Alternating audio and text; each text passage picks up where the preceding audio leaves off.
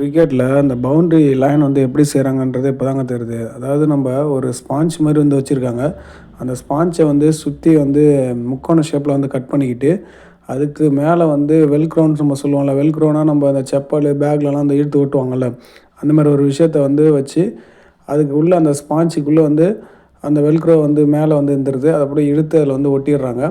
இது வந்து நம்ம பார்த்தீங்கன்னா, அந்த விளம்பரத்த கூட நம்ப என்னென்ன கம்பெனி வந்து குடுக்குறாங்களோ, அதுக்கு தகுந்த மாரி வந்து மாத்திப்பாங்க.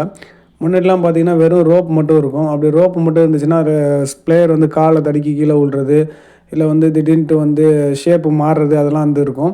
இப்போ இந்த மாரி ஸ்பாஞ்ச் மாரி இருந்துச்சுன்னா, இது நவுறாது, கீறாது அப்படியே ஸ்டாண்டர்டா அப்படியே நின்னுட்டே இருக்கும். அதுவும் இல்லாம முக்கியமானது வந்து அவங்களுக்கு இதில விளம்பரம் வந்து பண்ண முடியும் இதுல. இதில கூட கார்ப்பரேட் கம்பெனி வந்து காசு சம்பாதிப்பாங்க. ஏன்னா முக்கோண ஷேப்ல இருக்கிறதுல 2 சைடும் வந்து கேமரால வந்து கவர் ஆகும். அதனால அவங்களுக்கு விளம்பரத்திலே நல்லா காசு கிடைக்கும். ஆக்சுவலா சொல்லப்போனா விளம்பரம் தான் அவங்களுக்கு மெயினு. அதுலேருந்து தான் இத வந்து சிஸ்டத்த வந்து கொண்டாந்துருக்காங்க.